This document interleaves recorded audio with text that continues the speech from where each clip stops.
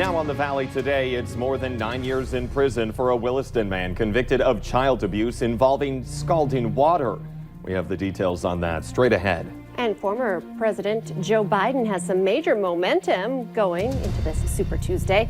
We have a live report from Moorhead where it's Minnesota primary day.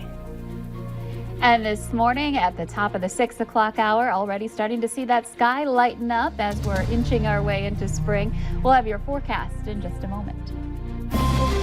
Live from Fargo and serving you on TV, online, and on the go, this is the Valley Today. Hi, everyone, and thanks for waking up with us. New this morning, one man is dead after a rollover early today in Grand Forks. Police got a report of a crash scene near the 2300 block of North Washington just after midnight and found the victim deceased in the upside-down vehicle. He was 26 years old, but police are not yet releasing his name until relatives are notified. Anyone with information on this crash is asked to call Grand Forks Police. A North Dakota man will spend nearly 10 years in prison for scalding a toddler in hot water because she soiled herself. A judge yesterday sentenced 43-year-old Marcus McCoy of Williston on child abuse charges.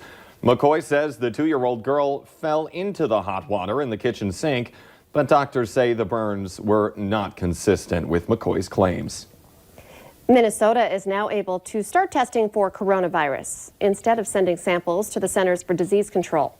State health officials say they can test up to 100 people per day. That will mean a faster turnaround for results. Governor Tim Walz says they expect to start seeing cases in the near future, but so far there are no known cases in Minnesota. Preparation is not panic. Preparation is the right thing to do. And I think we would be remiss if we didn't understand that, as the commissioner said, this will get to Minnesota at some point, and preparation is the way that we are able to contain it. State lawmakers are holding hearings tomorrow to prepare state funds to help with the response. Walz says he's hopeful that Minnesota will receive federal funds to reimburse the state. They have a call with the White House on this topic scheduled for Monday.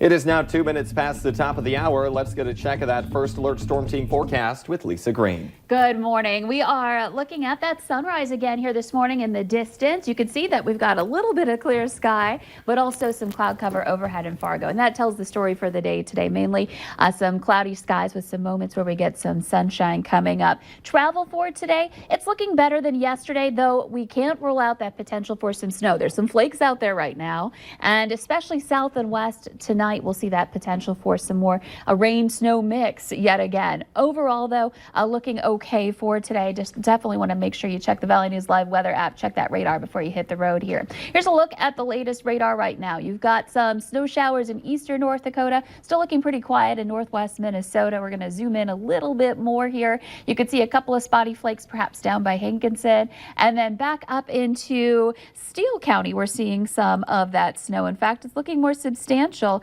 Steele County and into western parts of Grand Forks County, right around the Northwood area, just approaching Larimore, just skirting south of there. And that's going to continue moving east-southeastward as we work our way through the morning hours. And you can see some deeper blues, even a couple of flecks of white in there, indicating at least in the mid-levels of the atmosphere, some decent-sized flakes that might be melting a little bit as they're dropping as well. That can create a more substantial radar return rather than seeing much in the way of heavy snow. Still, the potential's out there. Wind out of the west. We're seeing some wind speeds into the teens. And a look at your temperatures right now. We're very mild. Temperatures in the 20s to some 30s at the moment. So a good start to our day. We'll see some partly to mostly cloudy skies. Temperatures on the rise here. We'll end up into the mid-30s this afternoon. So more melting going on during the daytime hours. More on this milder, more active weather coming up. But now for a look at traffic. Here's Devin Fry with the Valley Today's traffic on the move.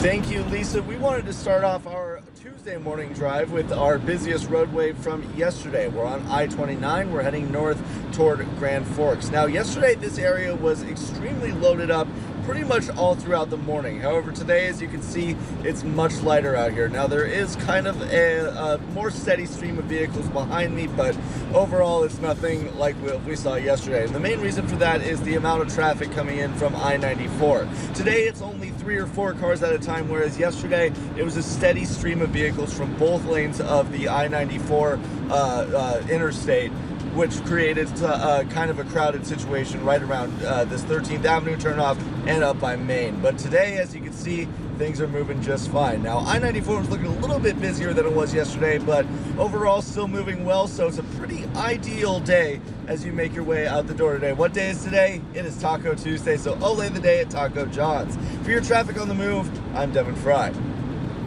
Former Vice President Joe Biden racked up 3 key endorsements in the span of 24 hours, earning the backing of Pete Buttigieg, Amy Klobuchar, and Beto O'Rourke on the same night.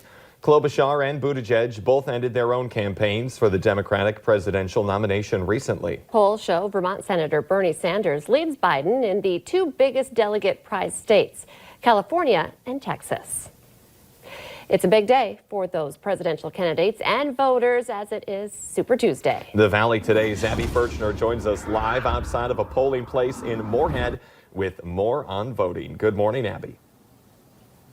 Good morning, Jordan and Lisa. The lines are going to start forming outside of Moorhead City Hall around 8 this morning as voters are going to gather for Super Tuesday. Now, Minnesota is just one of 14 other states taking place in today's primary election. And here's what the ballot is going to look like when you come out to the polling places. All 15 candidates are still on the ballot, even though some have dropped out, like Minnesota Senator Amy Klobuchar. There's also the option uncommitted, and this allows voters to still vote Democrat without selecting a specific candidate. Also, before heading out to vote, there are a few things you'll want to remember. Double check that you're at the right polling place. This is based on your address, with Moorhead being broken up into 4 different wards. Voters will also need a valid ID, but if you don't have an acceptable ID, a registered voter from your precinct can go to the polling place with you. They will have to sign an oath to vouch for you. Voters will also be required to register with a political party affiliation to get the party's ballot. And yesterday on our Facebook page, we asked you what matters mean the most to you during this race. And I just checked and things haven't moved a whole lot. Economy is still sitting at that #1 place, with education coming in second, healthcare in third, and then immigration at 4th. Now that poll is still open on our Facebook page. There are 2 different posts, so you're going to want to make sure that you look for both of them. But it's going to be an exciting Super Tuesday here in Minnesota, and I'm sure presidential candidates are already anxiously awaiting and getting ready for this evening for votes to come in. Abby Furchner reporting live for us this morning. Thank you. Police are now identifying the man whose body was found in South Fargo as 44-year-old John Ross. His body was discovered last Thursday afternoon near the Red River behind the Villa Maria nursing home. Police don't consider Ross's death suspicious and say it's too early to tell if the cold weather played a role in his death. A woman accused in a gruesome murder in Clay County is going to prison for more than 30 years. 36-year-old Kayla Westcott took an Alford plea in January on 1 count of aiding and abetting murder in the death of Troy Yarborough in Hitterdal. Westcott will be eligible for parole in about 20 years. Westcott's then-boyfriend, Jason Jensen, is already serving 38 years in prison after pleading guilty to aiding and abetting. Car thieves have been busy in the FM Metro. 58 cars were reported stolen last month. Officers say you can help prevent becoming a victim by locking your vehicle, whether it's running or not. They say not to leave a spare key anywhere in the vehicle, and if you leave your car running, to warm it up, to lock it, and make sure you do have that spare key to get back in. Still to come here on the Valley Today this Tuesday morning, rodents and rotting wood. The city of Fargo deems 2 homes in town dangerous. But first, we'll get a check of your Tuesday morning forecast with meteorologist Lisa Green.